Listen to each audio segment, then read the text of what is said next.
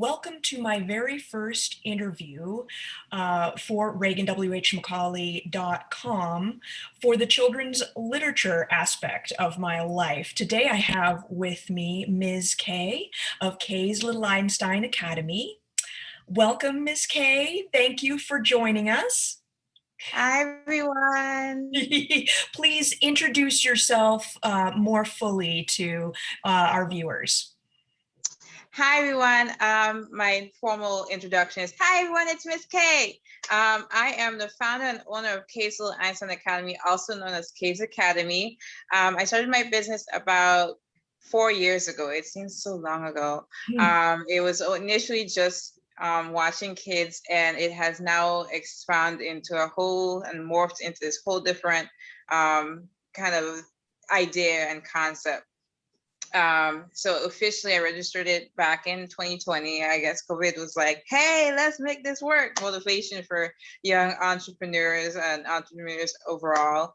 My key motivator was my son. I recently became a mom. So also it's on Mother's Day. So happy Mother's Day, everyone. Happy Mother's Day. Although this will be airing in July, but it's Mother's Day today. Okay, well, hey. Overall, the concept of my business is a one-stop shop. So I provide childcare services. I'm going to be launching an online preschool. We do, we do kids social events. I call it the Kids Social Hour. Why not have Kids Social Hour for kids while adults do have the same thing? So that was my overall idea of that. I provide literacy moments due to the fact that this segment is about literacy, and this is how I met Miss McCauley. Yep. I do Affirmation Mondays and Read Aloud Fridays, and so the key is to spark kids' interest.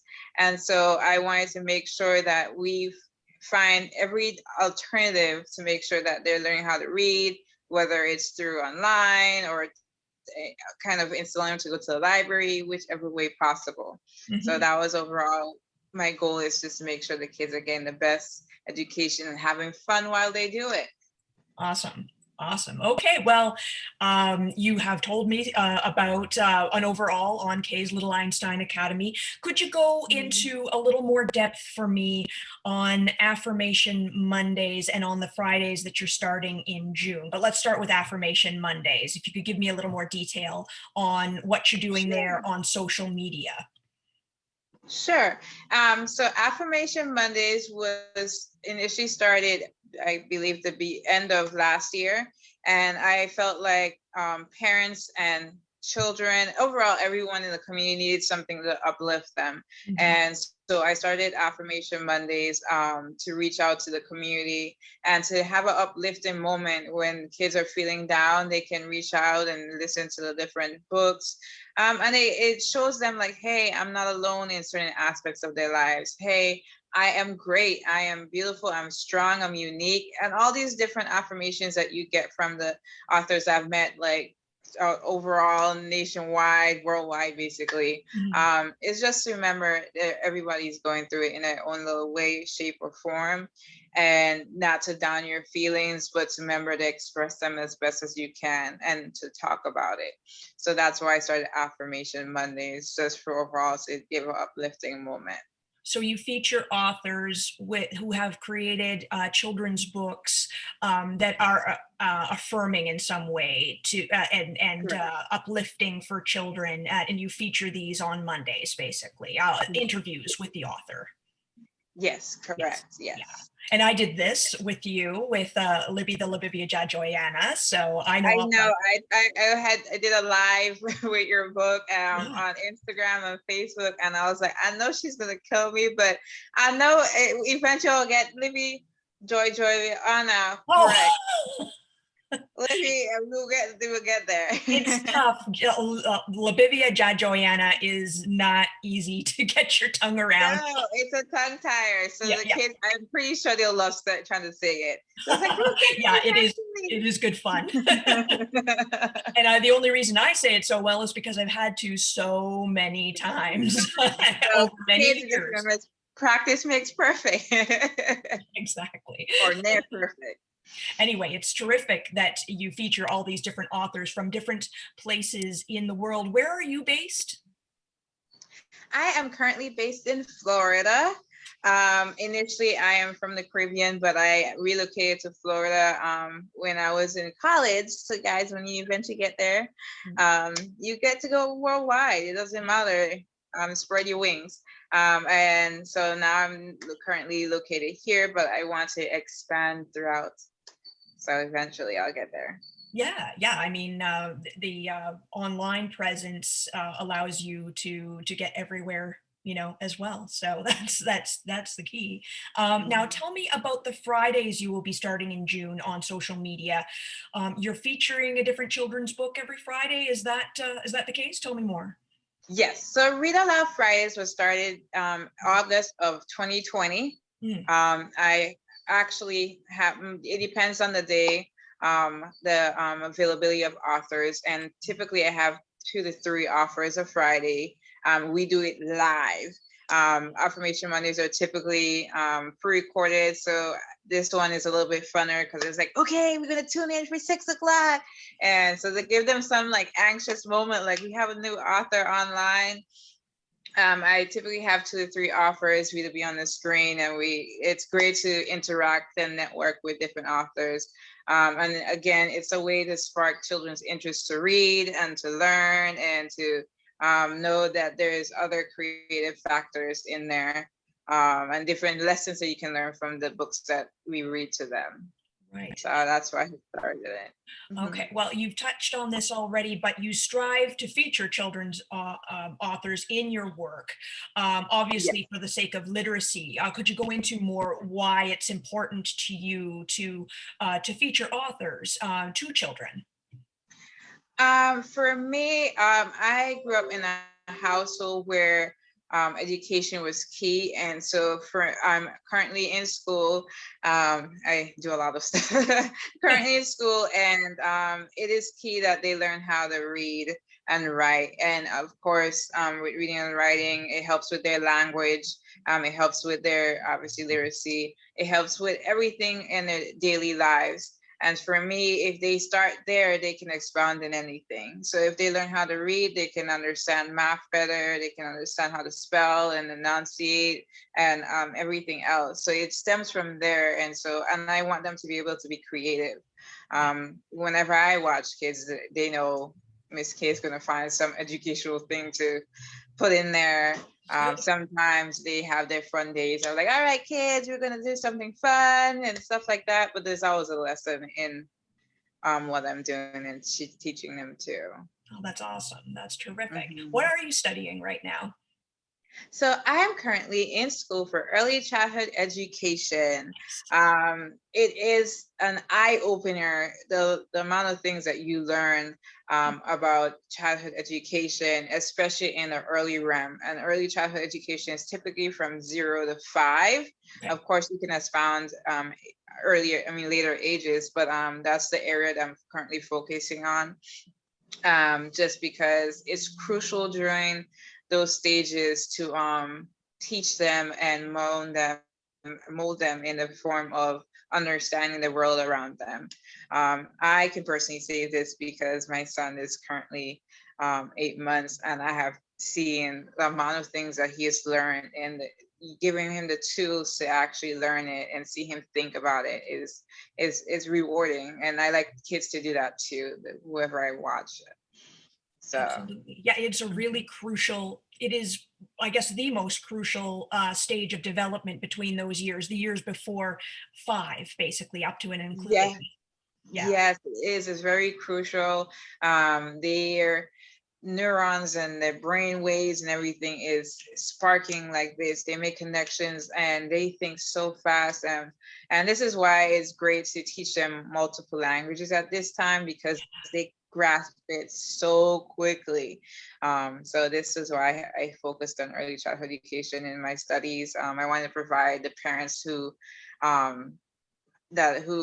becomes my clients, as well as the kids, that comfort level that I have some sort of background in it. And for me as well, it's that comfort of like, okay, I know what I'm talking about and I can provide as much knowledge and be more, not necessarily expert, but knowledgeable about working with the kids. Yeah. Although I love kids, everybody knows this, but I want to provide that educational foundation for them. Excellent. Okay, Mhm. so you have touched on this a little bit already, Mhm. but what was the inspiration for your own business? At the beginning, when I first initially started it was just babysitting kids Mhm. in 2017. Like I wanted to initially become a pediatric doctor, then which transitioned to a pediatric nurse. And I was like, I won't be able to fully concentrate as how I desire to.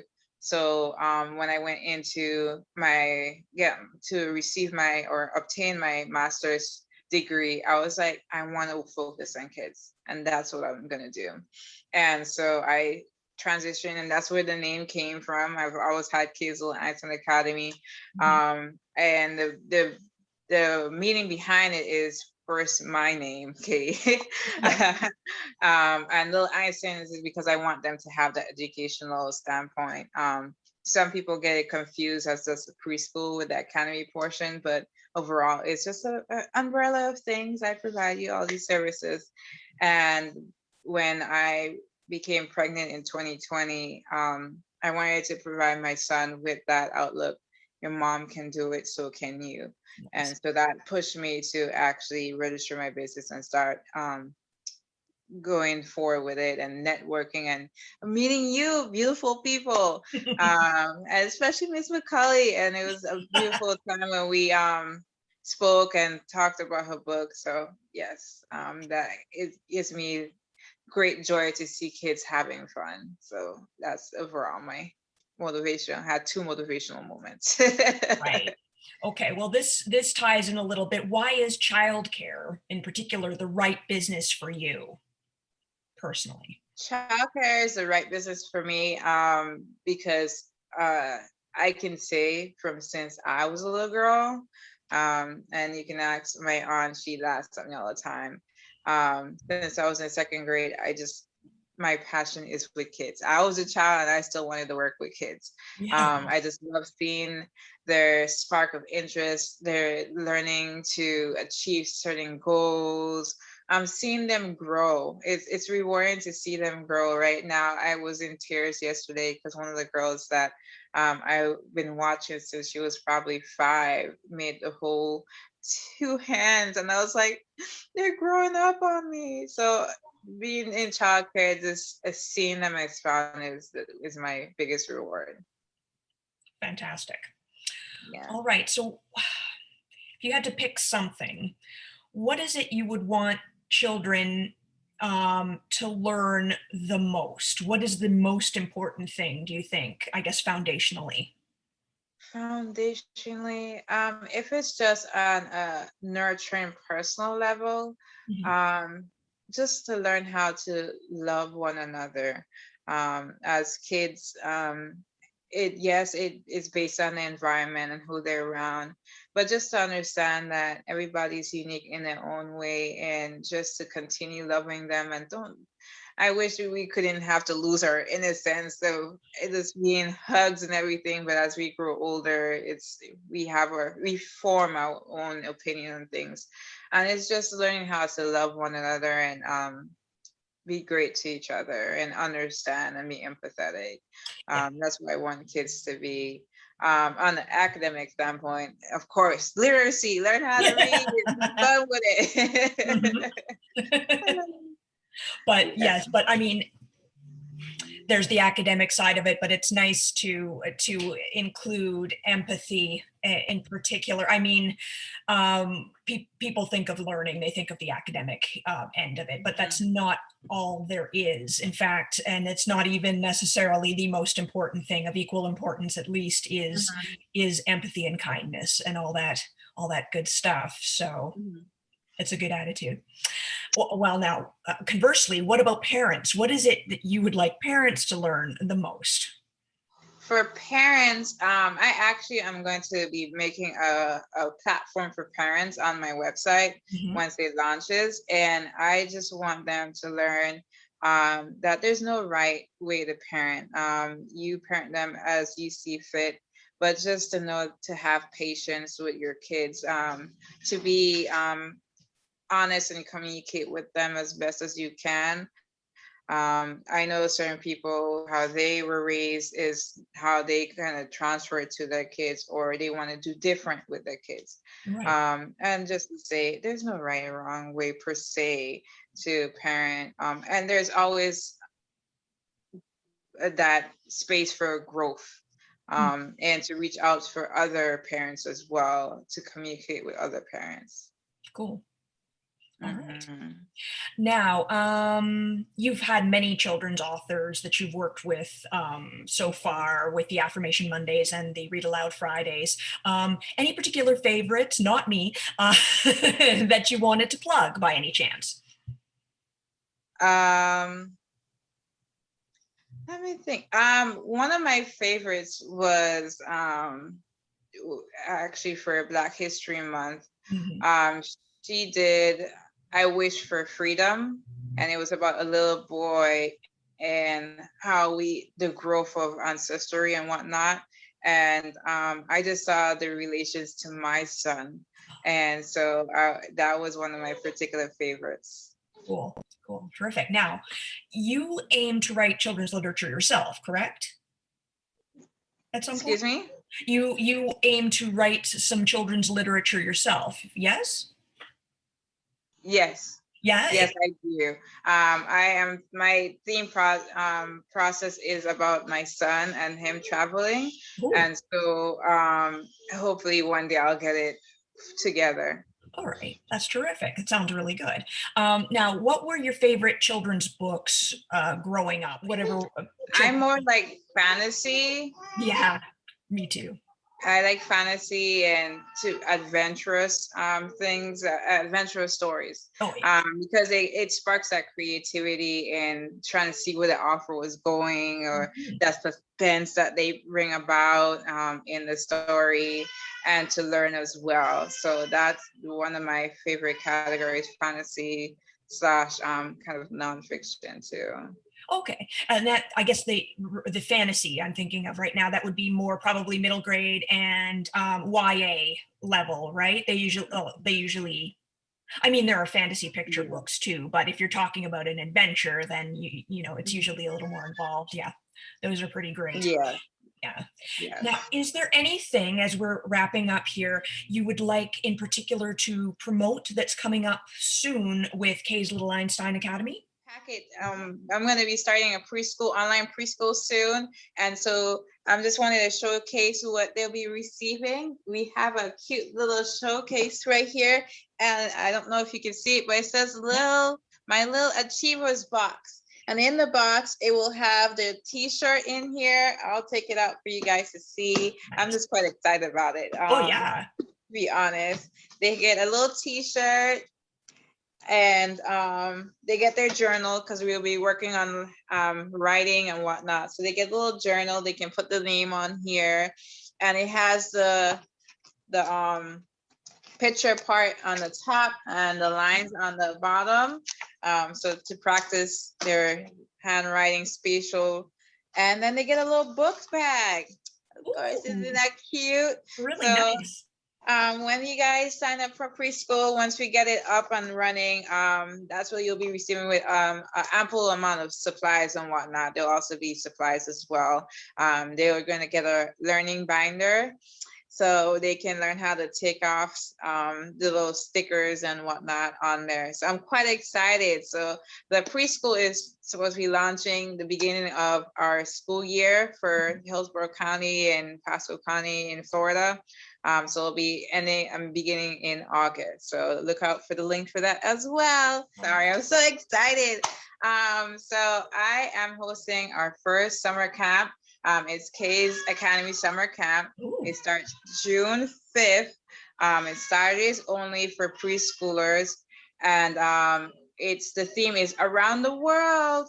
And so we'll be learning about currency, food, music, dance. We have special guests that we're coming out with, just for them to have fun. Although it's just 2 hours, it gives the parents the opportunity to breathe and to just have a moment to themselves, and the kids to learn early in the morning.